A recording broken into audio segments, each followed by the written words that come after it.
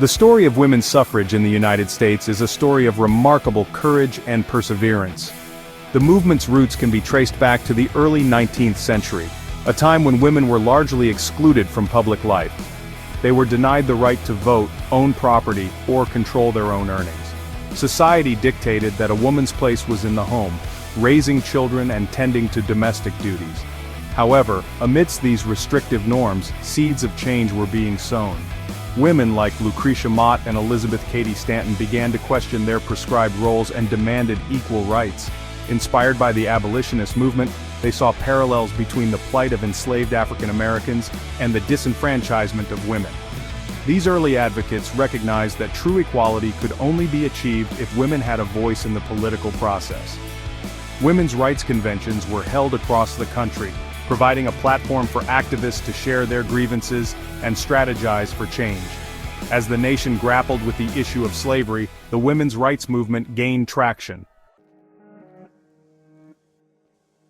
In the annals of American history, the year 1848 stands as a pivotal moment in the fight for women's rights. It was in July of that year that a group of visionaries led by Elizabeth Cady Stanton and Lucretia Mott convened in Seneca Falls, New York, for what would become known as the first Women's Rights Convention in the United States. This landmark event, attended by over 300 people, both women and men, marked a turning point in the struggle for gender equality. The Seneca Falls Convention produced a groundbreaking document, the Declaration of Sentiments. Modeled after the Declaration of Independence, this revolutionary document boldly declared that all men and women are created equal. It enumerated injustices faced by women, including their lack of property rights, educational opportunities, and access to professions. Central to the Declaration of Sentiments was the demand for women's suffrage. The convention organizers recognized that the right to vote was fundamental to achieving equality for women. The inclusion of this demand, though controversial at the time, would become a defining issue for the movement for generations to come. The Seneca Falls Convention sparked a wave of activism across the country. The fight for women's suffrage was championed by a diverse group of remarkable individuals who dedicated their lives to the cause. These pioneers for equality came from all walks of life, united by their unwavering belief that women deserved the right to vote. Among the most prominent figures were Susan B. Anthony, Elizabeth Cady Stanton, and Alice Paul. Susan B. Anthony, a gifted organizer and tireless campaigner, is perhaps the most recognizable figure of the suffrage movement. Her unwavering dedication and strategic brilliance earned her the title General of the Movement. Anthony traveled extensively, delivering countless speeches and organizing local suffrage groups across the country. Elizabeth Cady Stanton, a brilliant writer and strategist, was the movement's intellectual force. Her eloquent pen gave voice to the movement's ideals, crafting powerful speeches and articles that challenged societal norms and galvanized support for suffrage. Alice Paul, a younger generation leader, brought a more radical approach to the movement in the early 20th century.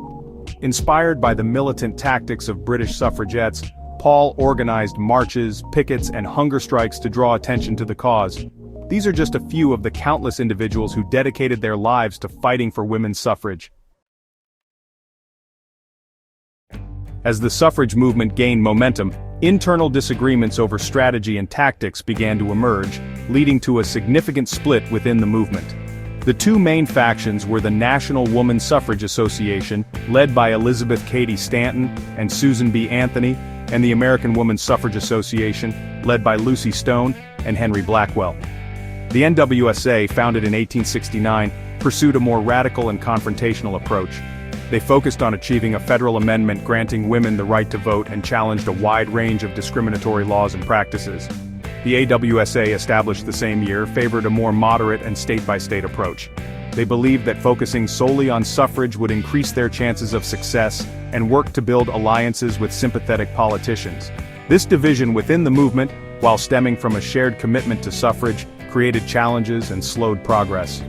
The two groups often worked independently, and their differing approaches sometimes led to competition for resources and support.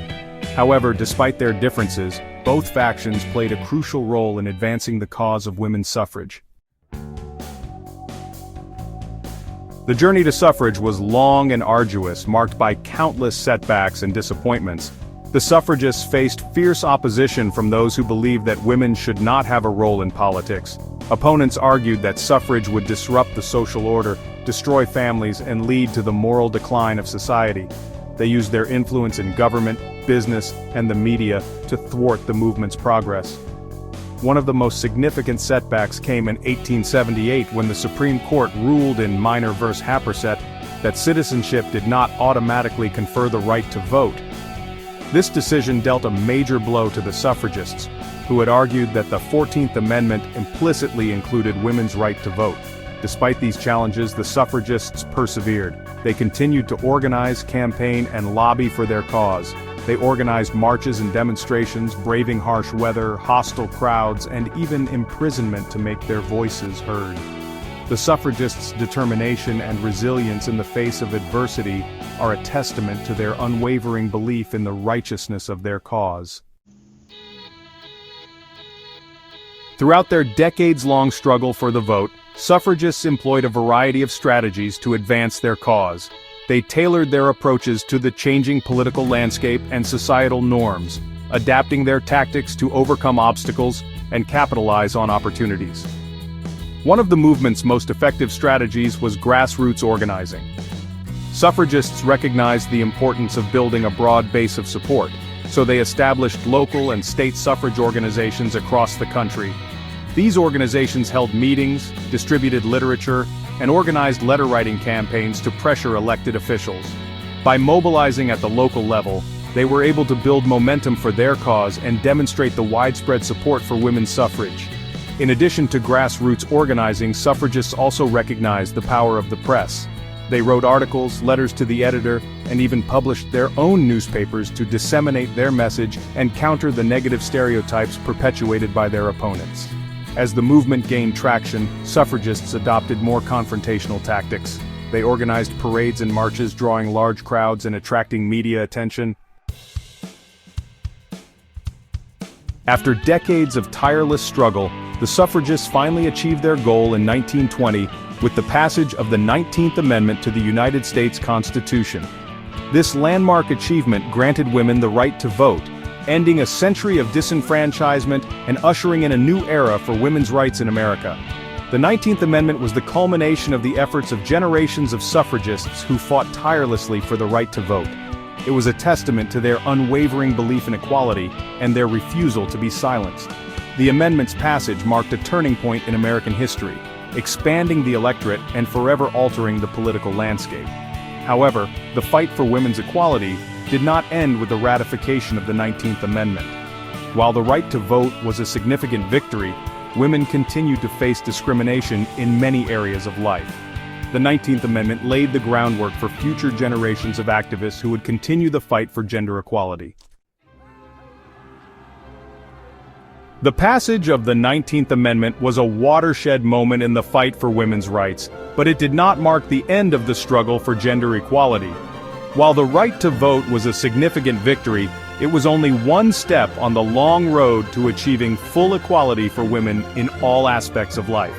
In the decades following the ratification of the 19th Amendment, women continued to face discrimination in education, employment, housing, and other areas. They were often paid less than men for the same work, denied opportunities for advancement, and subjected to sexual harassment and discrimination. Despite these challenges, women continued to organize and fight for their rights. They formed new organizations such as the National Organization for Women, NOW, and the Miss Foundation for Women, to address ongoing inequalities. They challenged discriminatory laws and practices in court, lobbied for policy changes, and raised public awareness about the issues facing women. The fight for women's rights continues to this day. While significant progress has been made, women still face challenges in areas such as equal pay, reproductive rights, and representation in leadership positions. The story of the U.S. suffrage movement is a testament to the power of persistence, the importance of raising your voice, and the unwavering belief in the promise of equality. The courageous women and men who dedicated their lives to securing the right to vote for women changed the fabric of American society and left an indelible mark on history. While the ratification of the 19th Amendment was a monumental achievement, it was not the culmination of the fight for gender equality. Rather, it was a crucial turning point, paving the way for future generations to continue the pursuit of full and equal participation for women in all aspects of American life. The movement's legacy continues to resonate today, reminding us that change requires unwavering commitment, strategic action, and a steadfast belief in the inherent rights of all individuals. As we reflect on the centennial of the 19th Amendment, let us draw inspiration from the suffragists' unwavering spirit and continue the unfinished revolution, striving to create a world where every voice is heard and every individual has the opportunity to reach their full potential.